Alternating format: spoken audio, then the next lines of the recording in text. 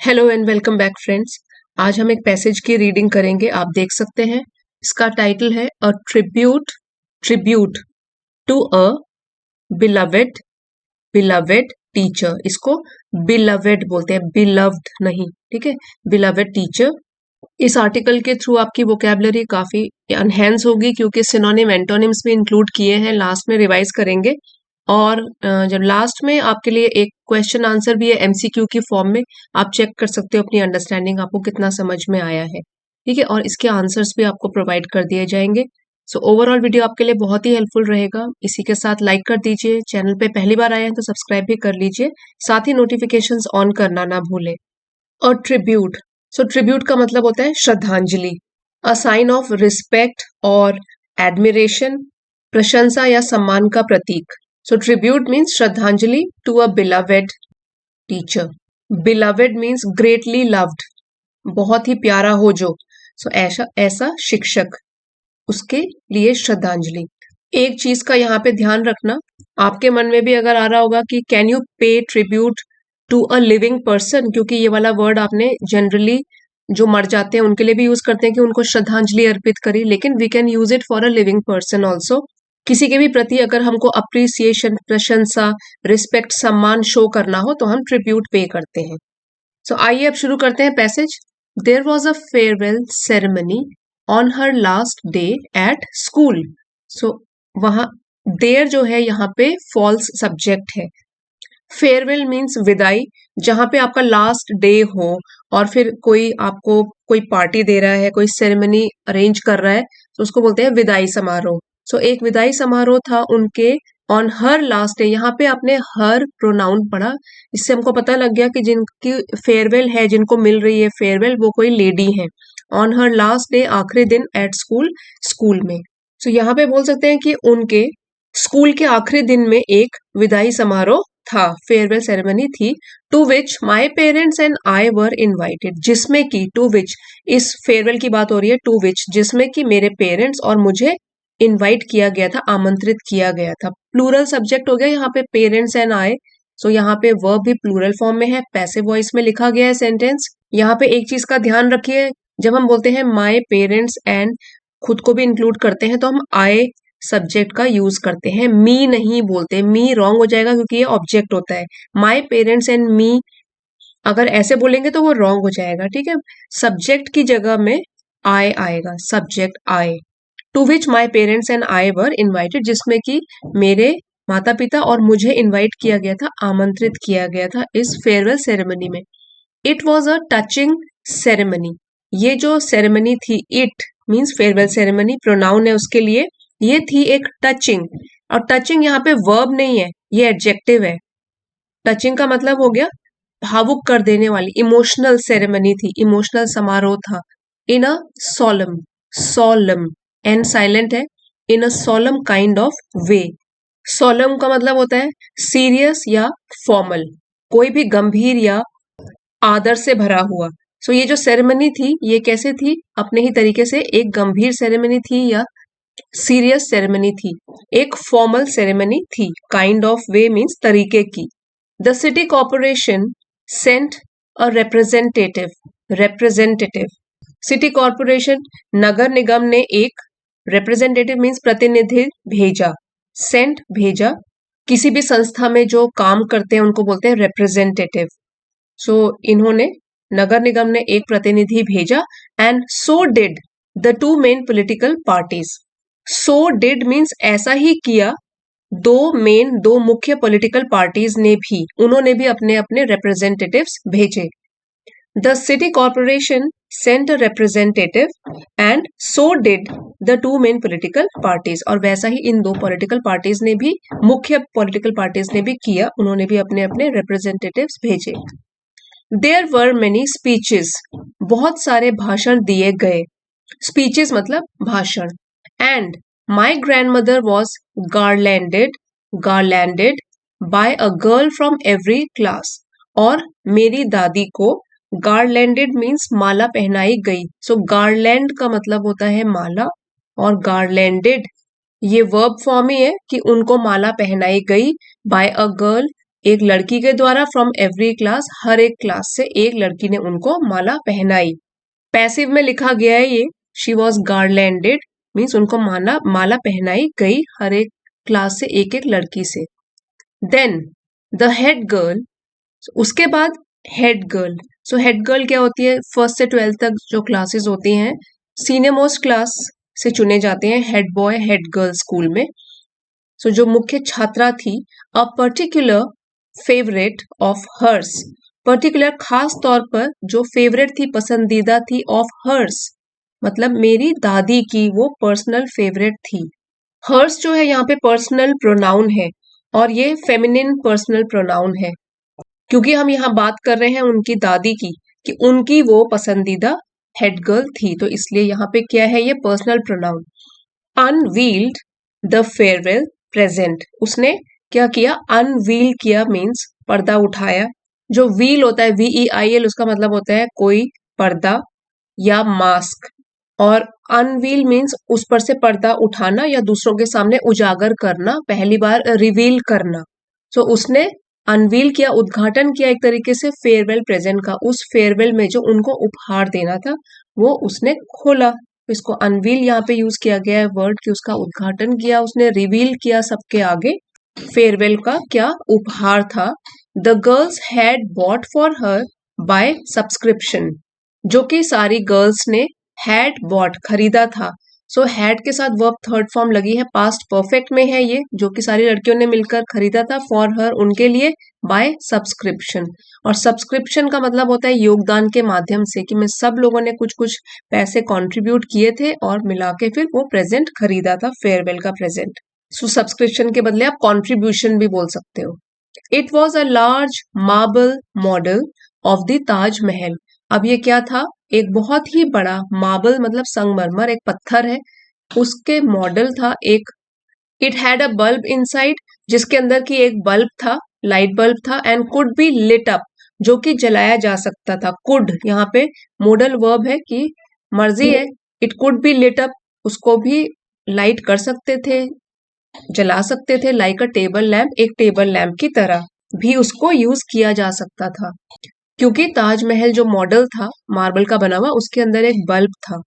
My grandmother made a speech to, मेरी दादी ने भी एक भाषण दिया। टू मीन्स भी, उन्होंने भी एक भाषण दिया, made a speech. But she could not, so could not का कॉन्ट्रैक्टेड फॉर्म है couldn't. She couldn't finish it properly, लेकिन प्रॉपरली मीन्स सही तरीके से वो उसको फिनिश नहीं कर पाई, खत्म नहीं कर पाई। किसको, इट किसके लिए है यूज यहाँ पे, स्पीच के लिए, भाषण सही ढंग से वो खत्म नहीं कर पाई। फॉर, क्योंकि, यहाँ पे फॉर का मतलब है क्योंकि। तो यहाँ पे इसका यूज है कंजंक्शन की फॉर्म में। अगर हम बोलेंगे कि this present is for you, so तब तो हो जाएगा एक प्रेपोजिशन की तरह, लेकिन यहाँ पे कंजंक्शन की तरह यूज है फॉर, क्योंकि। शी बिगैन टू क्राई, वो रोने लगी। सो जहां पे फॉर का मतलब बन रहा हो कि बिकॉज, ठीक है, क्योंकि, वहां पे वो कंजंक्शन की तरह यूज होता है।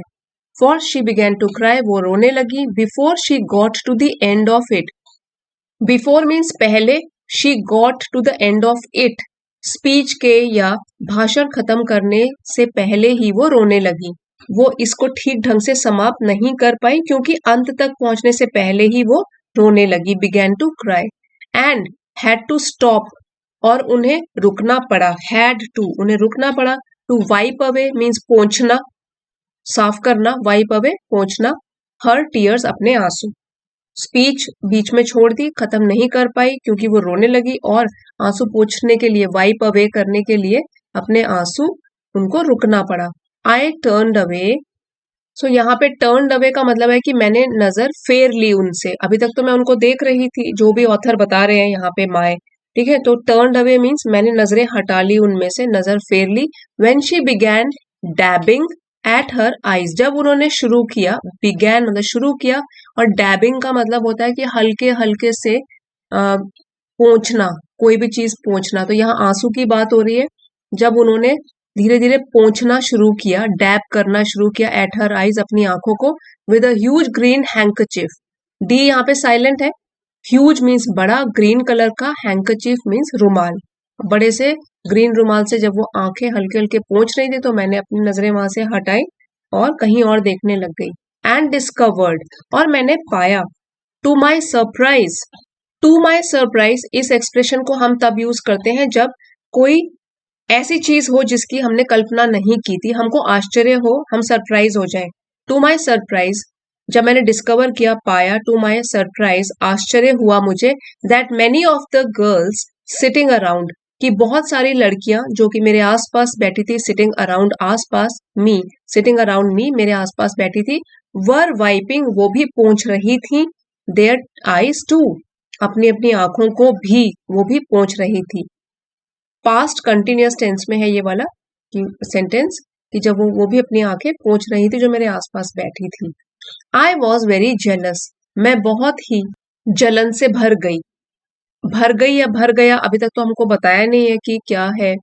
जो ऑथर है, जो बता रहे हैं नरेटर, वो बॉय है गर्ल है ये अभी डिस्क्लोज नहीं हुआ है। आई वॉज वेरी जेलस, सो मैं बहुत ही जलन से भर गया या भर गई, जेलस ईर्ष्या से। आई रिमेम्बर, मुझे याद है।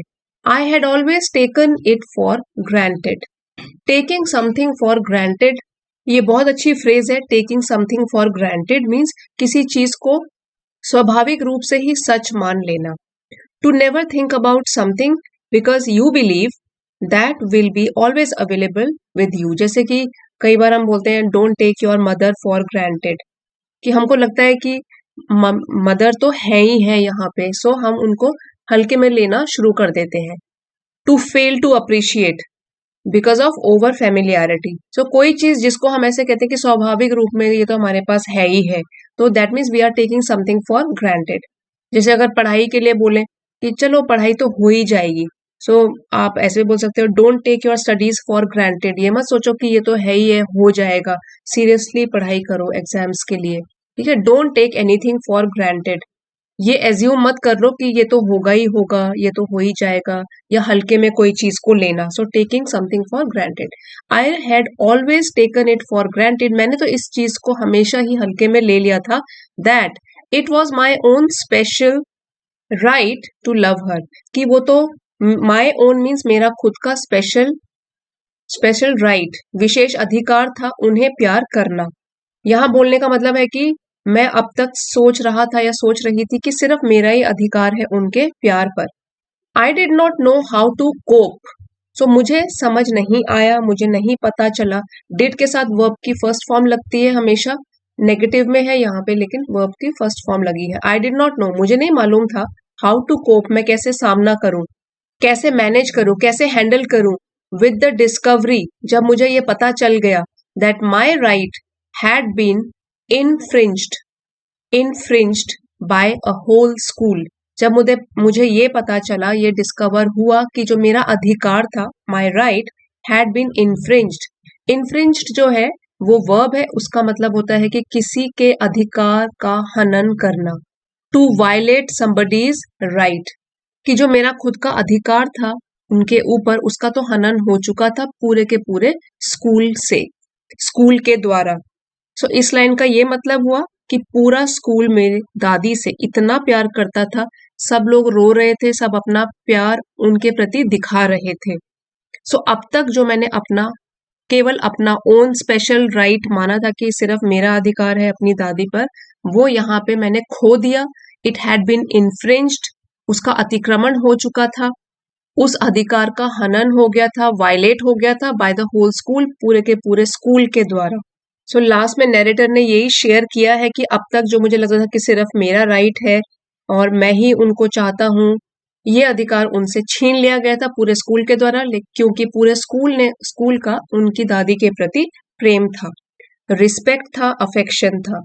इस वीडियो का पीडीएफ आपको एलीट मेंबरशिप में मिल जाएगा, चाहे तो आप इस मेंबरशिप लेवल को ज्वाइन कर सकते हैं। सो आइए अब आगे बढ़ते हैं वर्ड मीनिंग्स की तरफ। फेयरवेल, विदाई, नाउन है, विदाई समारोह, फेयरवेल सेरेमनी। सिनोनिम्स हो गए इसके गुड बाय, डिपार्चर, और ऑपोजिट है वेलकम। टचिंग, ये यहाँ पे एडजेक्टिव था, भावुक कर देने वाला, इमोशनल कर देने वाला, दिल को छू लेने वाला। सिनोनिम्स हो गए इमोशनल, मूविंग, और एंटोनिम्स है अनइमोशनल या डल। सोलम, एन साइलेंट है, गंभीर, एडजेक्टिव है ये, आदर से भरा या गंभीर। सिनोनिम्स सीरियस या फॉर्मल। और opposite antonyms cheerful, light hearted. Representative प्रतिनिधि, नाउन है ये, किसी भी संस्था का आधिकारिक व्यक्ति। Synonyms delegate, spokes person. और एंटोनिम्स हो गए इंडिविजुअल या अनऑथराइज्ड पर्सन। गारलैंडेड, गारलैंड से बना है, गारलैंडेड वर्ब है माला पहनाई, फूलों की माला। सिनोनिम्स हो गए ऑनर्ड या क्राउन्ड। और एंटोनिम्स हो गए इसके इग्नोर्ड या डिसरिगार्डेड।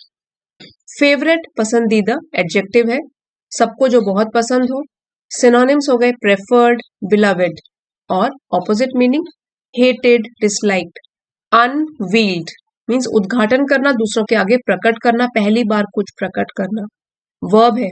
सिनोनिम्स हो गए रिवील्ड, डिस्क्लोज्ड। और एंटोनिम्स हो गए कंसील, छिपाना, हिडन, छिपा हुआ। सब्सक्रिप्शन मतलब योगदान, नाउन है ये, सामूहिक योगदान। सिनोनिम्स हो गए डोनेशन, कॉन्ट्रीब्यूशन। और ऑपोजिट मीनिंग हो गया विड्रॉवल या रिफ्यूजल। वाइप अवे, पोंछना, वर्ब है, साफ करना। Synonyms to clean, to remove. और एंटोनिम्स स्मज या स्टेन, खराब करना, दाग लगाना।